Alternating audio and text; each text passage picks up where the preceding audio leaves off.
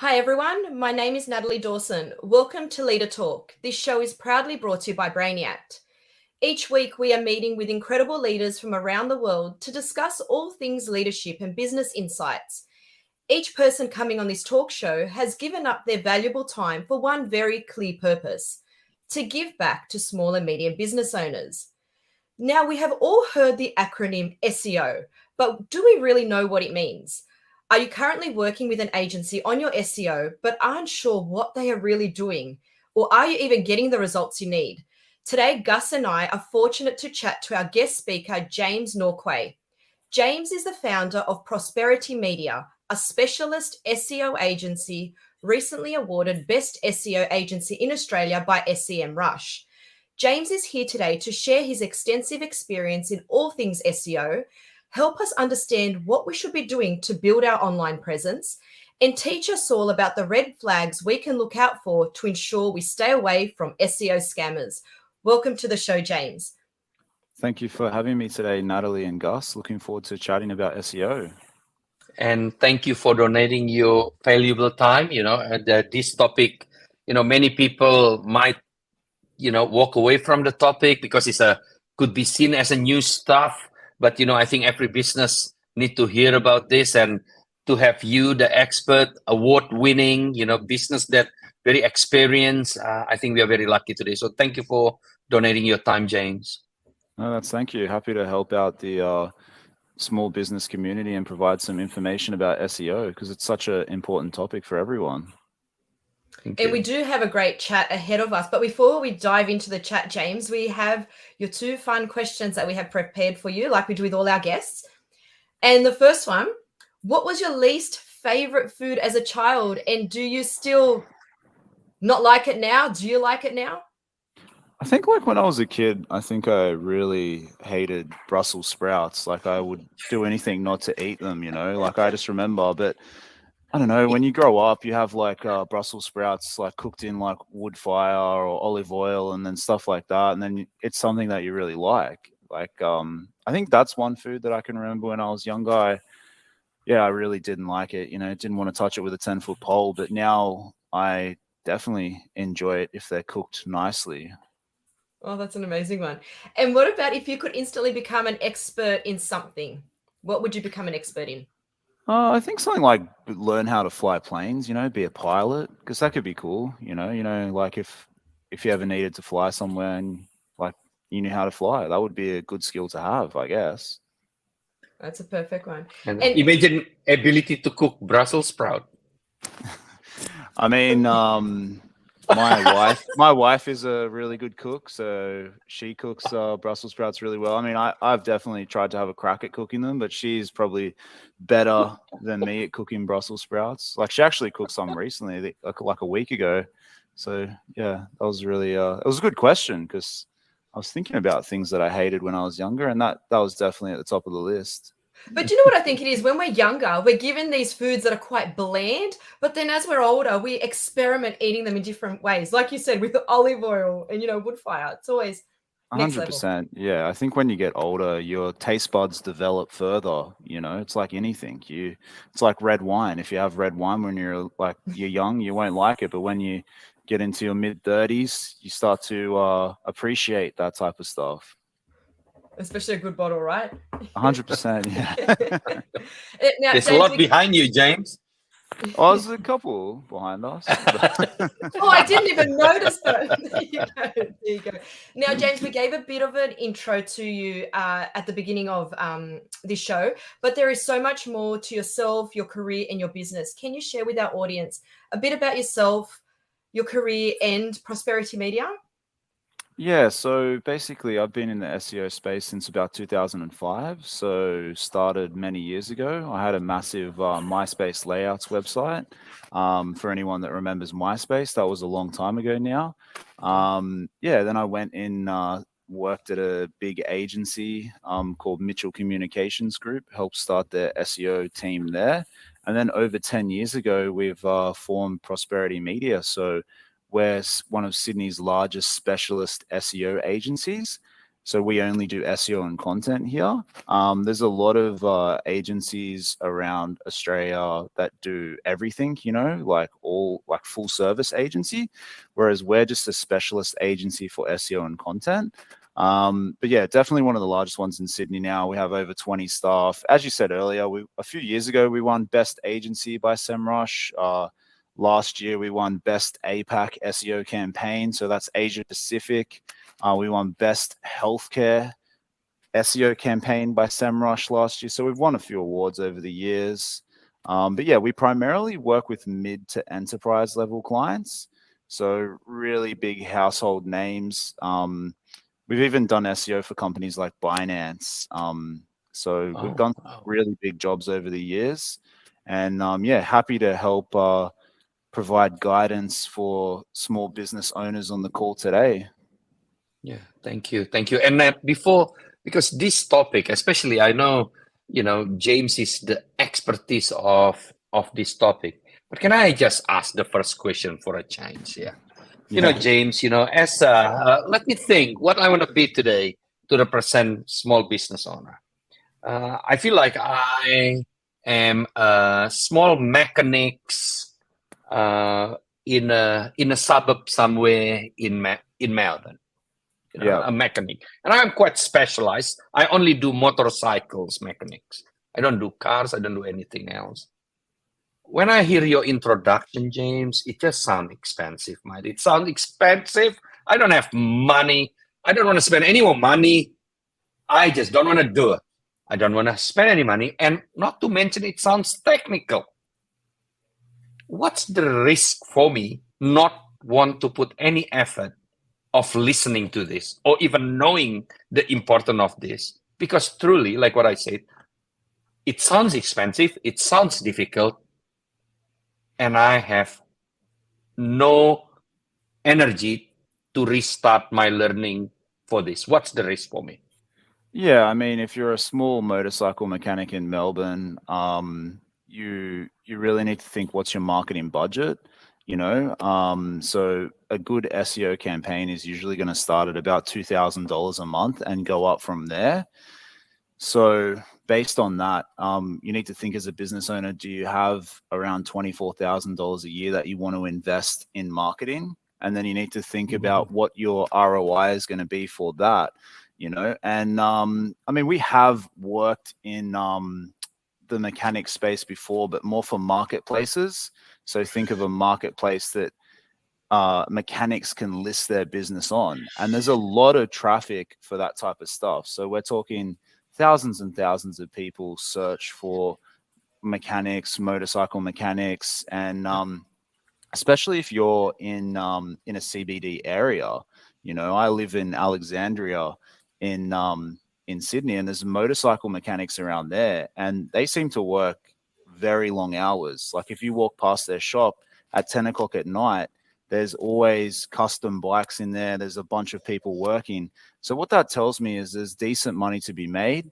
And when people want help with that type of stuff, if they're looking for help, they want a motorcycle mechanic in Sydney, inner west, they're going to go to Google and search for that. It's probably going to be more specialized searches as well. Like if they've got an older Yamaha bike, they're going to be searching for like Yamaha specialist mechanic Sydney, you know, and that's like any exotic car, you know, like my dad passed away last year and I inherited a bunch of classic vehicles from him, and we've had to fix them up in the last year. And finding specialist people to help with those kind of vehicles, the first thing you do is ask your friends, go to social media, or you go to Google and do the research. So if you want to be present on Google, that's where you're going to get the business from. So 100% you should be investing in that type of stuff. But if you're a one-person business, spending on SEO might not be right for you. Like you might have to just do the basics, you know, get set up on Google My Business, you know, ask customers for reviews, just be present, you know, talk about, like, build out some content on your website and talk about what you specialize in. Because if you specialize in a certain type of motorbike, that's what you want to put on the website. You know, you want to have that information about those motorbikes. You want to talk about the parts, because like we've worked for like parts websites in the past too, and there's massive traffic around car parts, motorbike parts, etc., etc. So 100% there's opportunity for people, but you have to think, what's your yearly budget?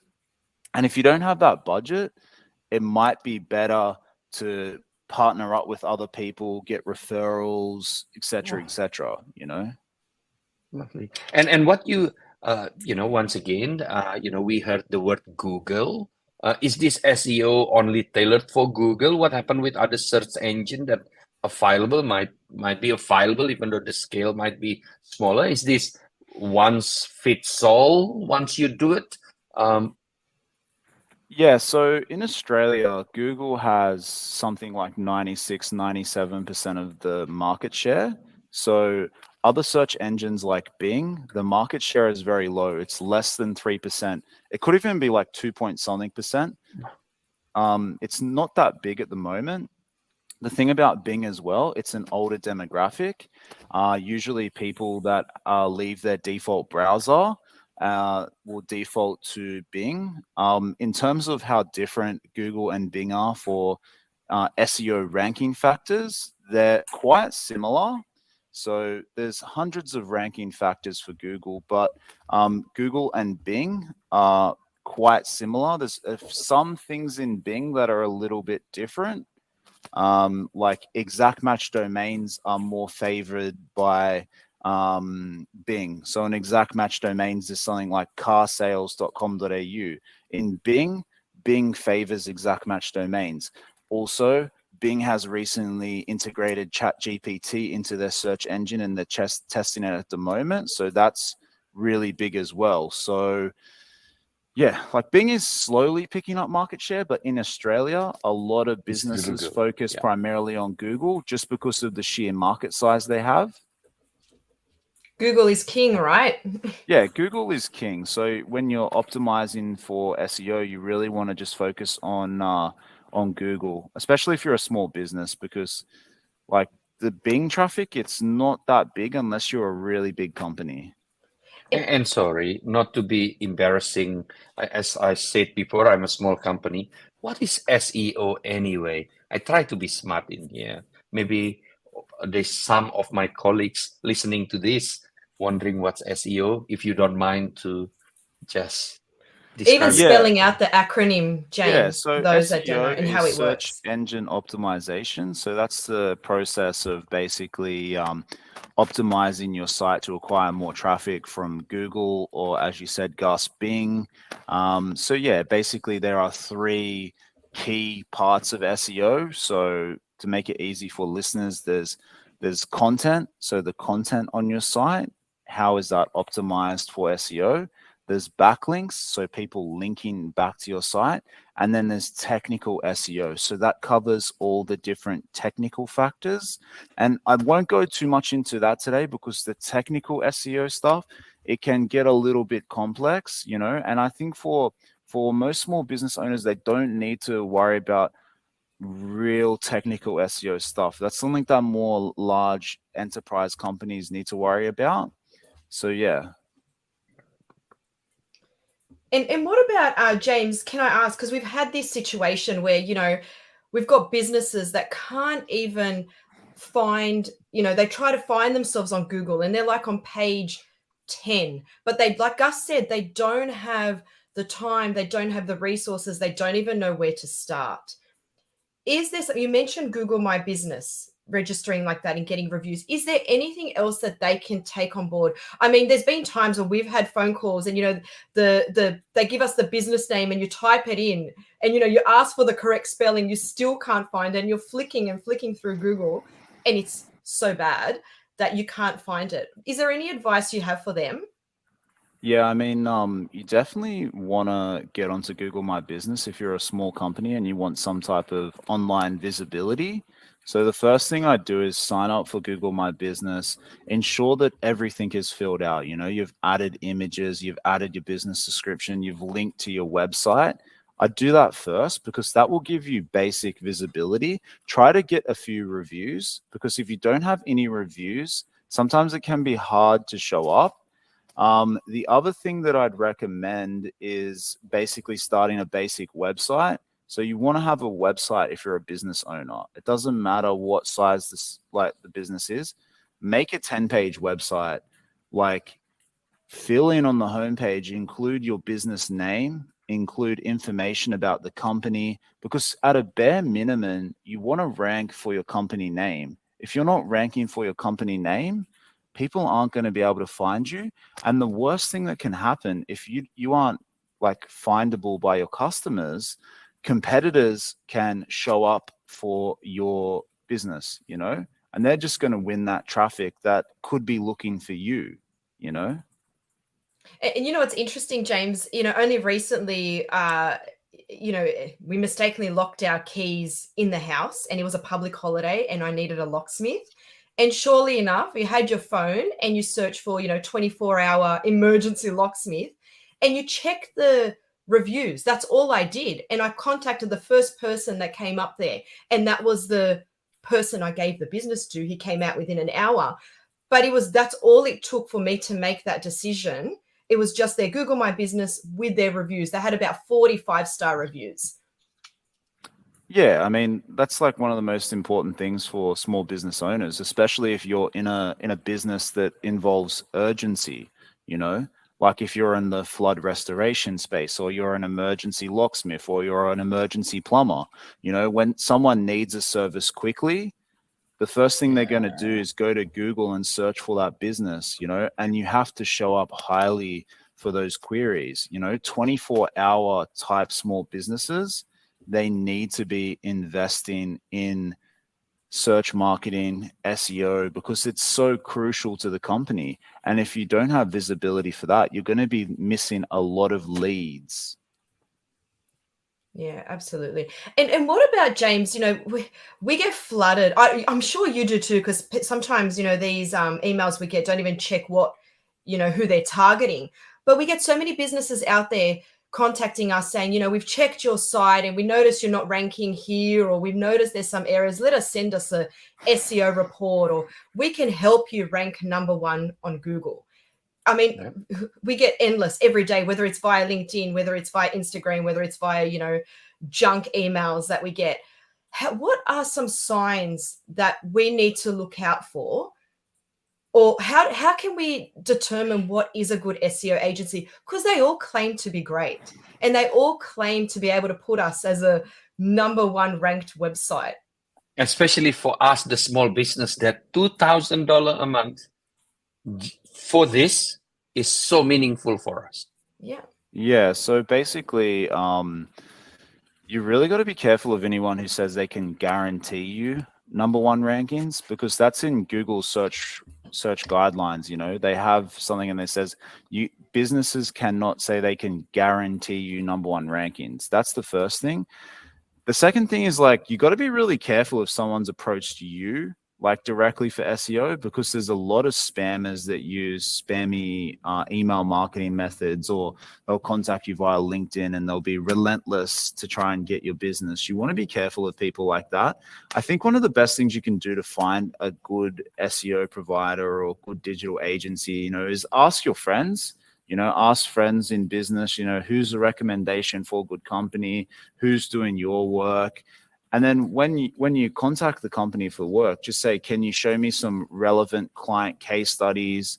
Can you give me a few numbers for current clients? You know, give me 3 clients that are currently working with. Let me call them. You know, when you hire an agency, it's like hiring a staff member. You got to do the background checks. You got to call up these current clients and say, like, just let me know what they're saying. You know, like, what have they been doing? How's the reporting? Are they giving you monthly reports? Are they giving you a breakdown of what they're actually doing on a month-to-month basis? You have to be really careful of that, because there's a lot of agencies that take people on and then they don't do anything, you know?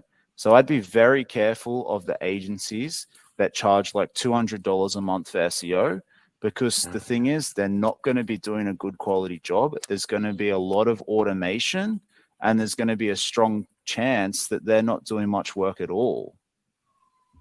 In the flip side, James, if I can ask you on the other side, I know this is not your market. You play in the big end of town and a very complex one. If I want to do it myself, so assume we found Natalie, agency that work with a small business, and Natalie business is credible. So let's just put an example of that. I'm a mechanic, so a plumber, and I have the budget, $2,000 per month.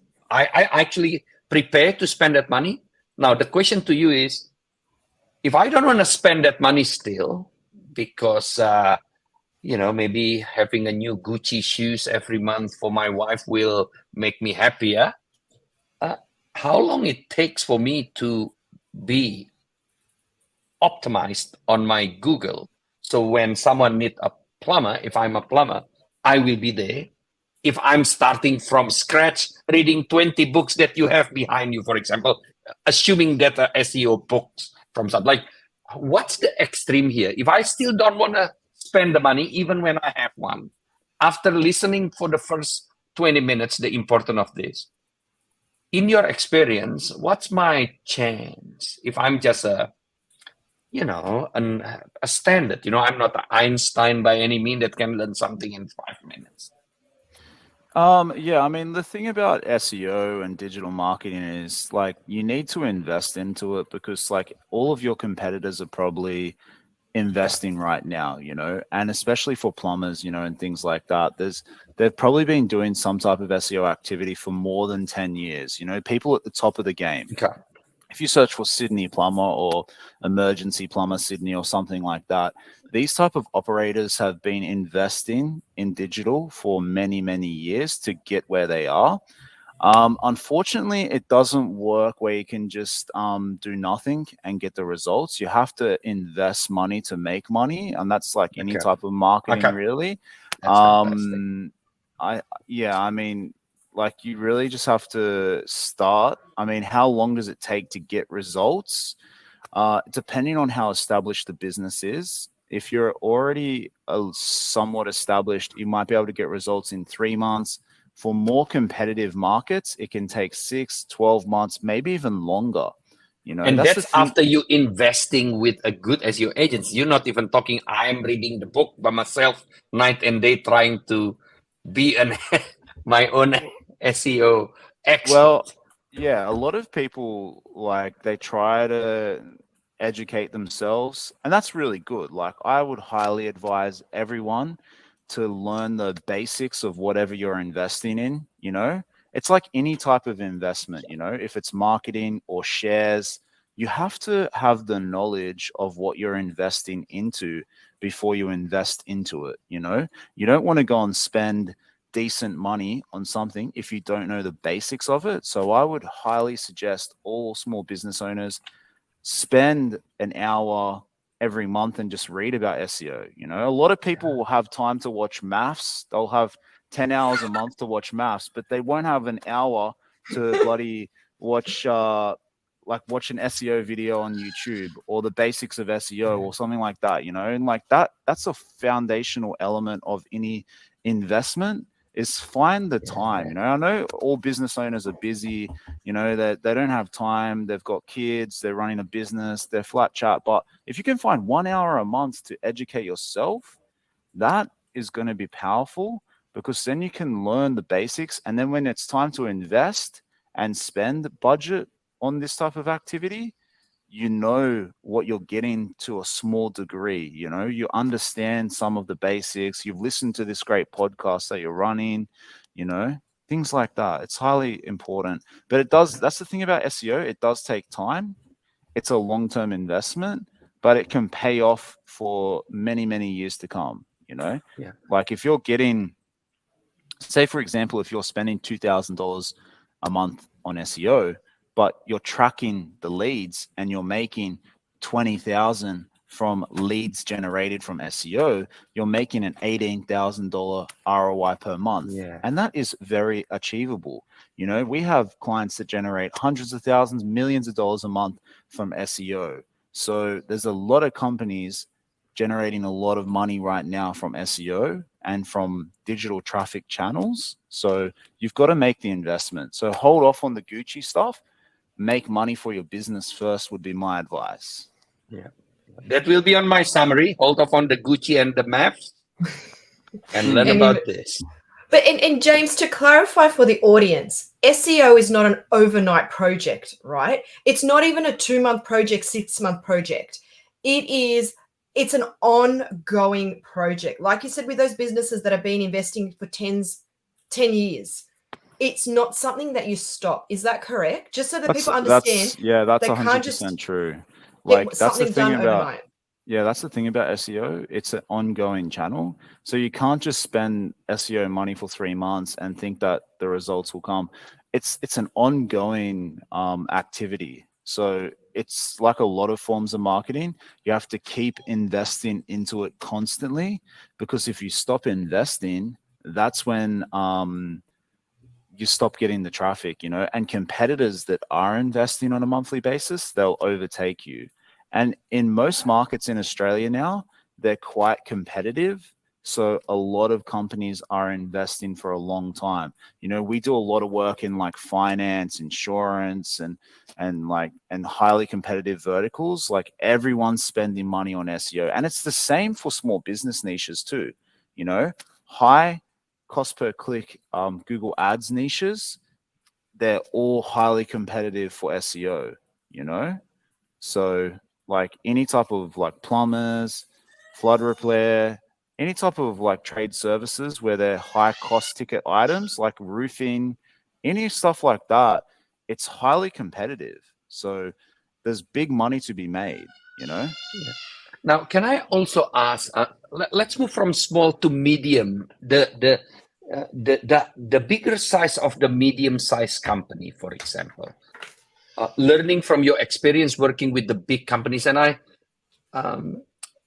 could be mistaken understanding your background, but have you ever worked with company that produce, for example, food products, for example, not services, for example? Yes. So Yes. like FMCG, like fast moving FMCG, consumer goods. Yeah. correct. Yeah, we have definitely. So assume I'm a medium-sized company. I actually have someone I know that actually producing juice, you know, like a very healthy juices, you know, that now going to actually start to get big and start to even accepted in a big hotels and stuff. No one looking for juice in emergency, you know, from the example. So why company like this required SEO when there is no urgency of finding juices? There's more sales effort for me or for them to contact the hotels or the airports, for example. Where the importance of this then? I think like we've talked about emergency, but then we also need to talk about awareness. You know, if you're a juice company, people are probably searching, like, it depends on the type of business. You know, if it's a B2B or a B2C company, people are searching for, like, it could be like buy bulk juices online for school canteen or something like that. You know, there's B2B customers that search on Google for stuff like that. So buy juices online, but then there's an awareness side of it. So you could talk about like recipes for juice, like juices, and you can talk about like sub niches that fall under that people would be searching for, you know? So like for the food-based kind of clients that we've worked with in the past, we think about like talking about those awareness keywords. So buying it online if they are able to sell online, and then think about like supplementary content. That could be things like recipes. It could be things like nutritional information, etc., etc. So 100%. And then to take it to the next level, and this is like getting a little bit more advanced, when you work for those food-based companies, it's not just about doing the SEO on Google. It's also about optimizing for shopping websites like Catch, Coles Online, Woolworths. So we actually do SEO for marketplaces too, where clients want to get their products listed on these third-party marketplaces, because there's a separate ranking system for those marketplaces where people can actually convert via. And then say, for example, if the food is being sold through Coles, we can optimize for the product listing on those websites as well. So 100%, there's a lot of opportunity for your friend with the juice company, because yeah, like the thing is for SEO and search marketing, most companies can use it, but like it's definitely a marketing channel that a lot of companies can use. You know, there's always a use case, but you have to always look at the end of the day is you have to think, is it converting? Are they making revenue through this channel? James, I'm going to ask, the golden question always is, why isn't my website ranking on Google? And, I've seen business owners paying, you used $2,000 before. I've seen $3,000 a month locked in contracts. They're not ranking on Google. Is there any advice you have? Like if someone is paying an agency $3,000, they're not ranking on Google, they're getting a report each month. It kind of looks like a dashboardy type of report.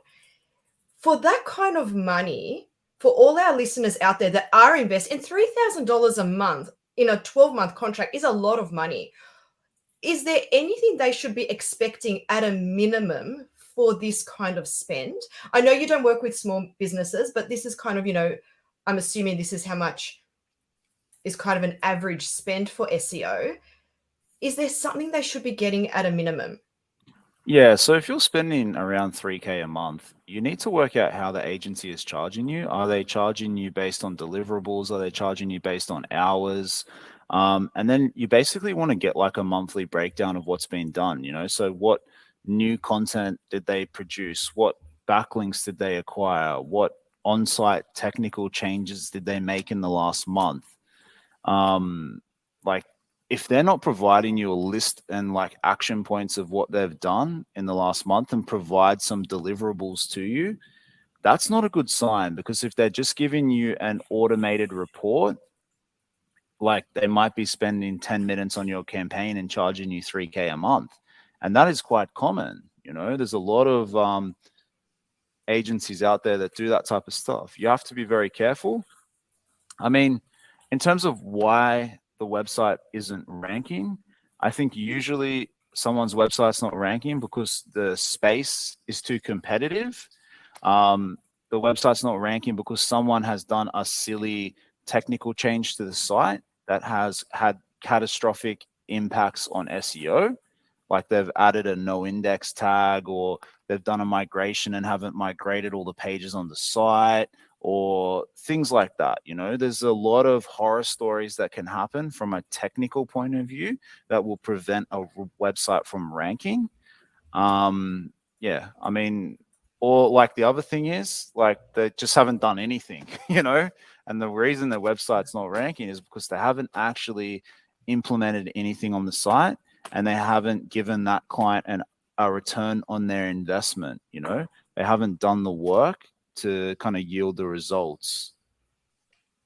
And that's really important. Gus, I think you'll agree, because that's, if you're just getting a report, you're not seeing results, you're investing in this money. It is okay as a business owner to ask the agency, well, what are you doing for me each month? And I think that's where the hesitation is. Oh, we're going with an agency. They're an SEO agency. Surely they know. As business owners, you don't have time to learn about SEO or understand it. So you assume they're doing a good job, but you really need to see this breakdown.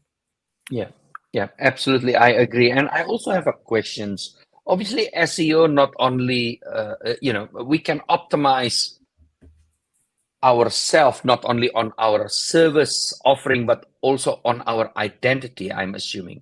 So can I assume that I can, if I'm a company, I also can make myself known inside Google to be employer or a choice, can be known as a maybe this agency that for small businesses need to do more SEO work themselves, because there's a lot of small business that have no idea what SEO maybe, for example. I mean, can be used for a lot of things, isn't it? It's not just promoting your products and service.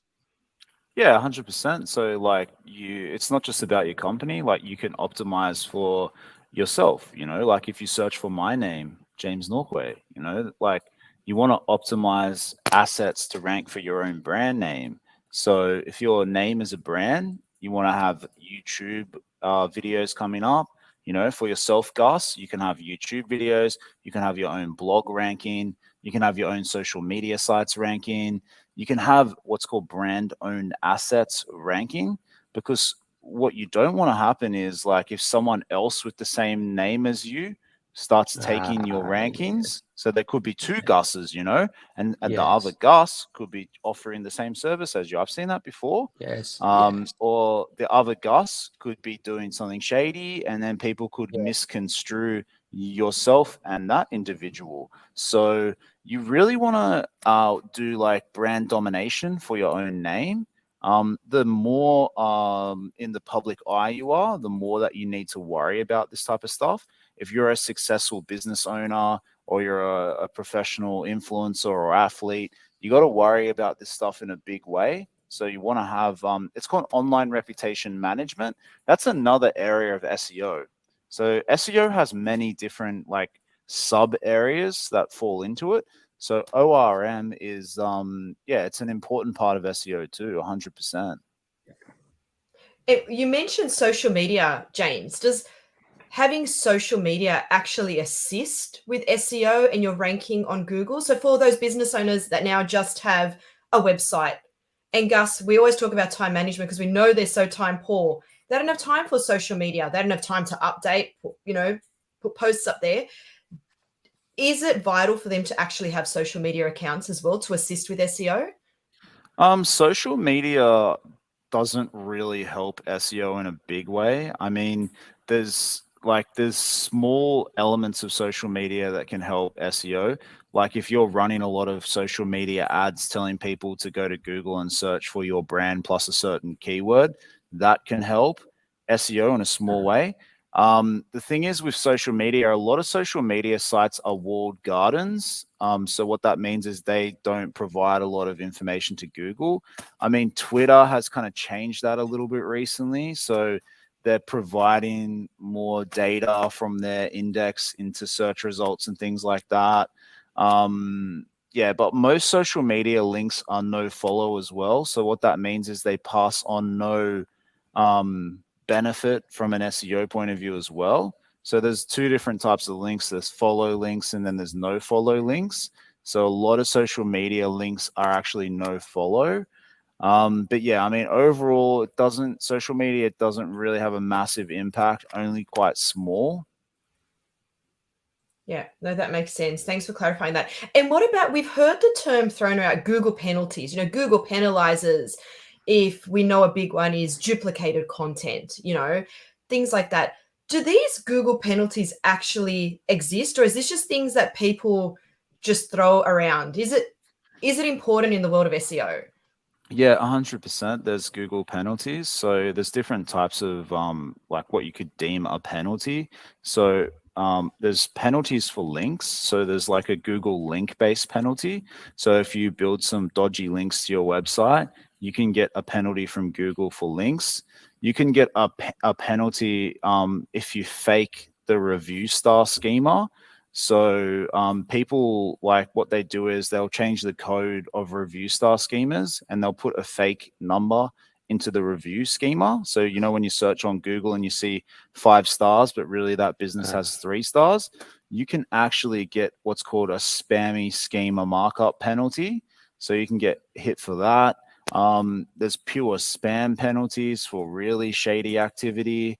In terms of content, usually content is more focused, that Google will target content in algorithmic updates. So Google has like algorithmic updates that roll out Panda and things like that. It's the name of the update.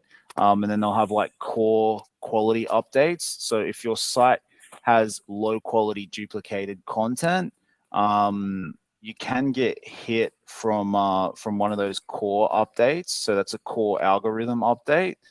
You got to be careful if you're doing like large scale programmatic pages and you have duplication. A lot of tradies do that where they'll throw out like thousands and thousands of pages based on postcodes and things like that.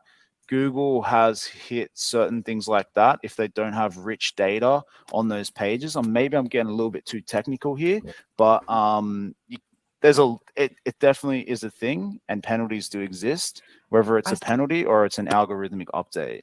And I think this is also good. Sorry, Nat, to okay. actually listen to James. There is a lot of technicality about this. Yeah. That's why this has become an investment. Just beware that you can invest just like anything, whether this is investing on SEO agency or investing on financial planner or investing on whatever. You can get the bad one and you can get the good one. Just do your homework, because it's actually very, very technical. You can't learn it in one night, one day, and tomorrow you are ranking number one. No, that's the thing about SEO. It does take years to learn everything. And the thing is, it's constantly changing. Like new things are coming out every month, you know? So you have to constantly be up to date with the news, because like new technical things are getting released. There's new updates. There's all sorts of things, you know? There's AI stuff coming out. You have to be on top of everything.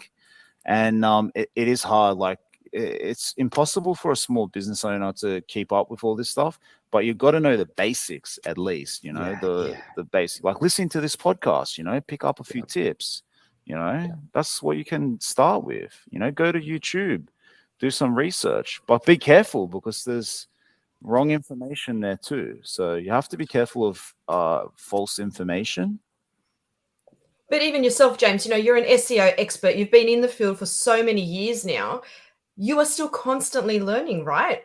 It's 100%. Like we take the team to overseas conferences. We run our own conference in Sydney. Like we educate the market like that. Like we have our own. We get experts from the US to come and speak to our team. Experts from Europe. Like is in the US market, there's experts that exist for like just one area of SEO. So I mentioned earlier the review star stuff. There's people in the US and that's their full-time job, just doing schema and like review star optimization. So they're an SEO expert in a certain niche. So there's people, like, it's crazy how like niche down you can get in SEO. Yeah. James, I want to change the topic just slightly a bit, because we've been talking about SEO for 45 minutes, you know, from every angle we ask you a question. But, you know, the reality is you are a leader of an organization that they're winning awards, successful. You start from small as well. 10 years ago, you work in the corporation, you open it, and then, you know, at the end, you also mentioned about continuously educating your team, yourself, because the market that you are in keep changing. Can you give us a tips from leadership point of view? How do you motivate the organization to keep learning when your industry changing that fast? You know, you are in the industry that is the changing is actually quite secretive. I'm sure if there is any changing from the Google itself, they don't actually broadcast. I don't know. I'm not working in this arena. I'm just assuming they're not broadcasted easily for every agency to know what's the change. So you need to learn. How do you motivate the organization? Because it also, we can learn from you about this. Yeah, I mean, I think like motivation comes in different ways for different people, you know, like some people get motivated by money, some people get motivated by education and ongoing like learning. Some people get educated because they have a passion for SEO. Like a lot of our staff now and in the past have run their own websites. So they have kind of come to us and they've had a successful site, and then they want to get a job at an agency, and then they want to further that education. So yeah, there's different levels of passion. I think like ongoing education is crucial. And to answer your question about Google, yes, sometimes they do provide some information in regards to updates. Sometimes they are quite vague though, like they don't give you the full picture, but they're definitely trying to give more and more information. Sometimes if something big's coming out, they'll give people like 6 months warning, you know, like GA4, Google Analytics 4 is coming out in the middle of this year, and there's going to be a migration turnover, you know, for GA4. Like they've been talking about that for a while. You know, when there was when the mobile update happened, they were talking about that for a while. You know, sometimes they do give you a bit of warning, but yeah, there definitely is a lot of information they don't provide as well.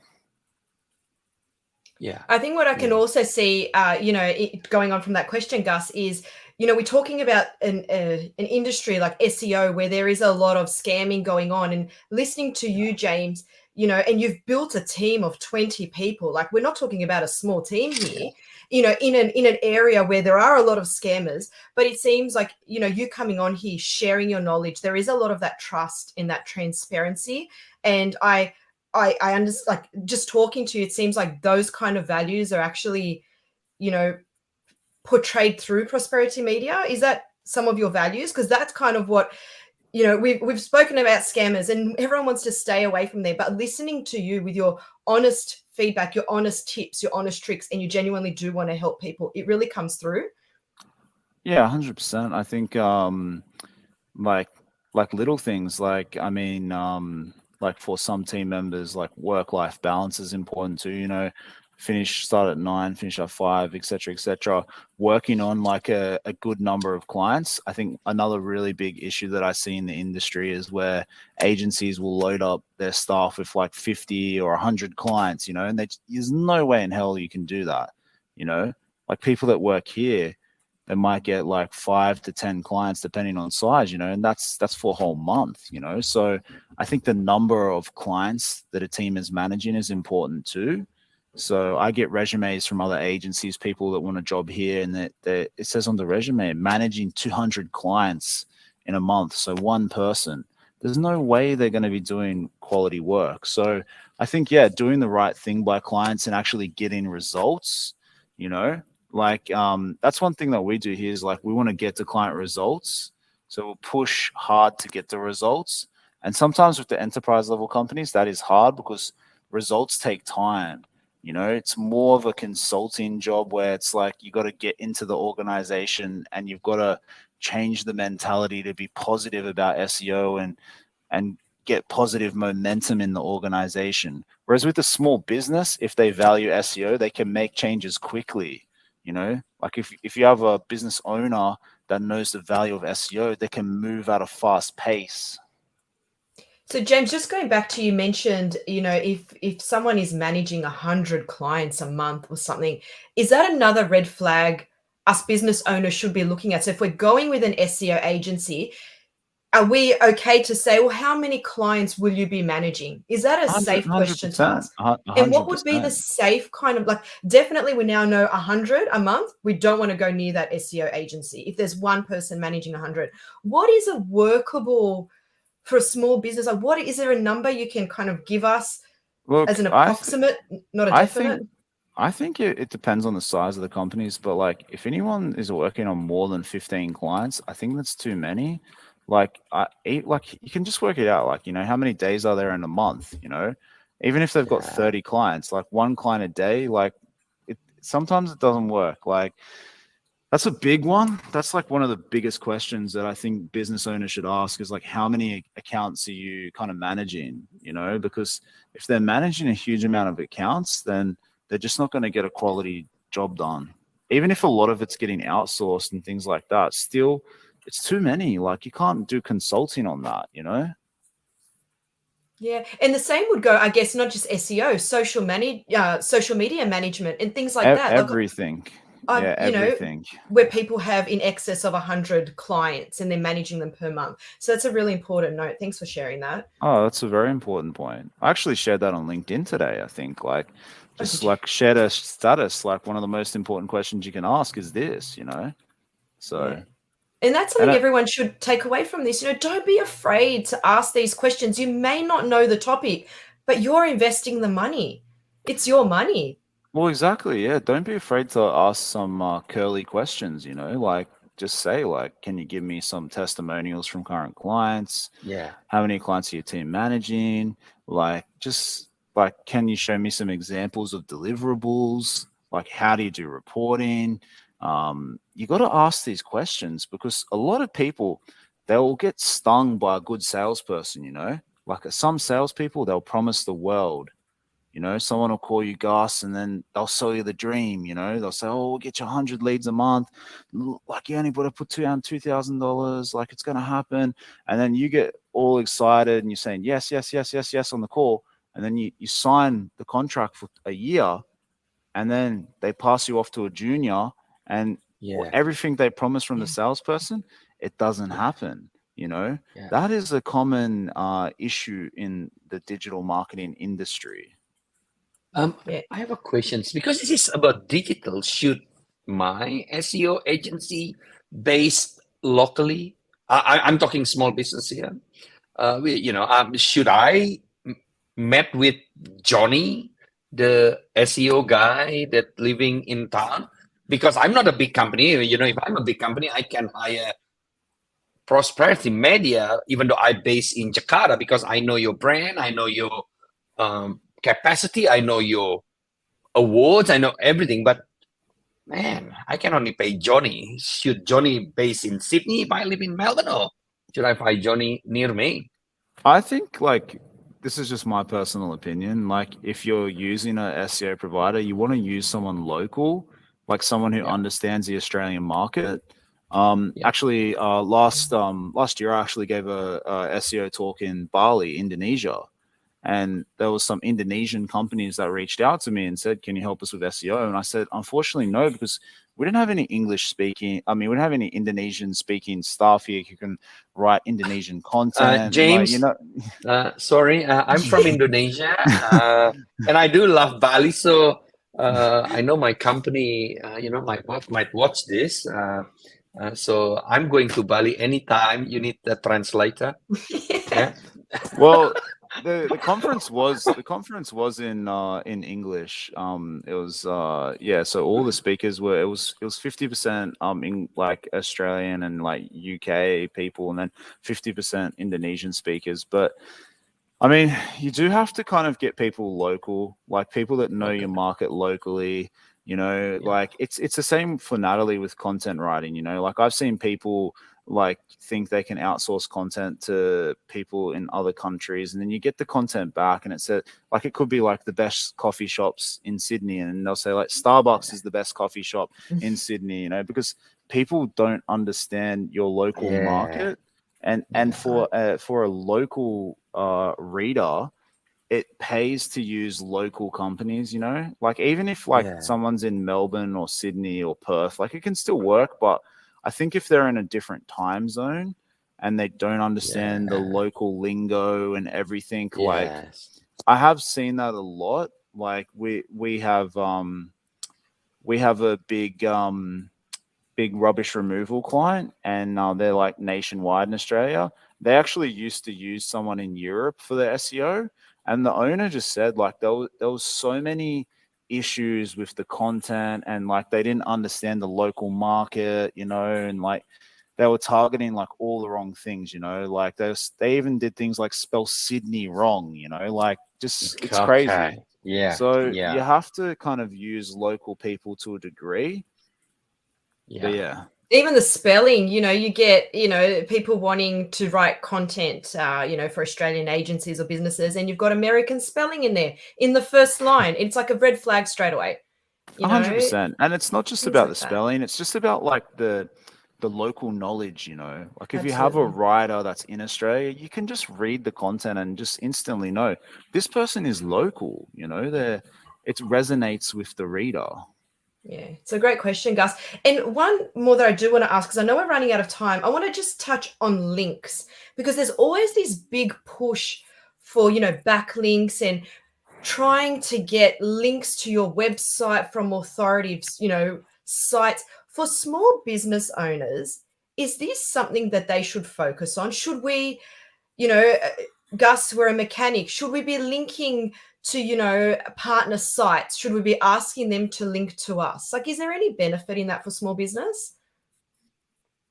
Definitely links are highly important. Like Google's algorithm was built kind of on elite link-based scoring metrics. Like over the years, links have dropped back a little bit, but it's still like your number one ranking factor, especially in competitive verticals. Like they still matter highly. For small businesses though, like it depends on how competitive the market is. I think you still want to get some links. Like if you're a small business, you want to start with getting like citation link building done. And then if you're the small motorbike mechanic, you could think about getting links back from like manufacturers and partners and things like that, and picking up the phone and asking for those type of links back. So yeah, they definitely do matter, and it is worth investing time to get them. Even if you have some opportunity to get some PR links from like a link from news.com.au. It's so crucial. The most important thing with links is they have to be relevant and they have to have traffic too. Like the site itself has to have traffic. There has to be an element of relevancy on the site too. But they definitely matter, and you want to try to get them. Perfect. And I'm looking at the time, so I'm glad I snuck that one in. We are almost out of time. So Gus, I'll hand over to you to wrap up. Yeah, not often I'm actually getting nervous in wrapping things up, especially after 1 hour listening to leaders talking about their expertise. But I have to say, today is one of the topics that I myself learn a lot. So for our audience, it's worthwhile to actually listening to this in detail, because I think James really bring a lot of details that I can't put in a 1 minute summary. And thank you for that, James, because you bring a lot of context into your insights here. But this is some of the key things. You want to be known, you want to get known, you want to get searched, you want to get noticed. Then knowing what SEO can do for you, at the very least, is a key for success. Where do we start? Small business, where do we start? Well, you start by sign up Google My Business, which give you basic visibility. You need to start a basic website, small. If you want to invest small, 10 pages, for example, at the very minimum. And you need to have, at the very least, your company name and brand, because your competitor been doing it for 10 years, which is mind-blowing when I give an example of a mechanics and a plumbers, which is now makes sense. If I Googling up something, there is so many plumbers, mechanics, locksmith already there. They don't just pop up because they've been investing. So if I'm new, I need to invest. The problem is, this is not cheap. When you engage with SEO agency, be aware. You need to do your homework. Number one, you need to remember what you said, James, is no one can guarantee you will be number one in the search engine. If anyone guarantee you, and we are listening for award-winning agency here, if the award-winning agency said no one can guarantee you, then if you engaging with Johnny from your local market, the salespeople named Gus, James said, you need to be very aware. Always ask for case study, always ask for a lot of reviews, current clients. Do aggressive background check for the agency that you want to use and helping your business, because this is, once again, an investment. You don't just put money on the investment without doing a lot of learning. And yes, as bad as it sounds, to all of you, to all of us, you need to learn it. You need to read it at the very least. This is not the matter whether you like it or you don't like it. This is important in the digital world. If you want to be known, you need to learn it. You need to read it. You need to stop, or maybe not stop. You need to reduce watching the program you like, that everyone smiles suddenly. I'm not saying the program because my wife can kill me. And yes, you need to stop buying the Gucci stuff because this is expensive, but this is an investment. One thing that you get from SEO is not only become number one on the search engine. Awareness is also key benefit of SEO, which increases your brand identity. So all that in combination will increase your presence, will increase your business, and hopefully your small business will become successful and become important for your market and for the people around you. James, thank you so much for your time. You're donating this for us. We learn a lot. Once again, thank you on behalf of Leader Talk. Thank you. Thank you. Thank you, Gus and Natalie. Thank you, James. It's been a great chat. And thank you, everyone, for tuning in. For more information on Leader Talk and for some great resources to help your business grow, check out brainiact.com.au. Bye, everyone. Thank you. Thank you.